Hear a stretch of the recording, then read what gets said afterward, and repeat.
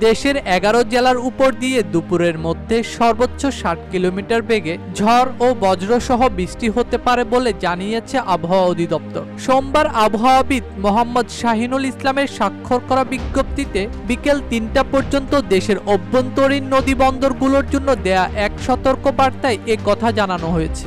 বিজ্ঞপ্তিতে বলা হয়, রাজশাহী, পাবনা, রংপুর, দিনাজপুর, বগুড়া, ময়মনসিংহ, কুষ্টিয়া, বরিশাল, চট্টগ্রাম, কক্সবাজার এবং সিলেট জেলার উপর দিয়ে দক্ষিণ অথবা দক্ষিণ পূর্ব থেকে ঘন্টায় ৪৫ থেকে ৬০ কিলোমিটার বেগে অস্থায়ীভাবে দমকা অথবা জোরো হাওয়া বয়ে যেতে পারে। সেই সঙ্গে বৃষ্টি অথবা বজ্রসহ বৃষ্টি হতে পারে। তাই এইসব এলাকার নদী বন্দরগুলোকে ১ নম্বর সতর্ক সংকেত দেখাতে বলা হয়েছে। এদিকে আবহাওয়া অফিসের অপর বিজ্ঞপ্তি অনুযায়ী আগামী কয়েকদিন দেশের সব বিভাগে অস্থায়ীভাবে দমকা হাওয়া সহ বিদ্যুৎ চমকানো এবং বৃষ্টি অথবা বজ্রসহ বৃষ্টির পূর্বাভাস রয়েছে।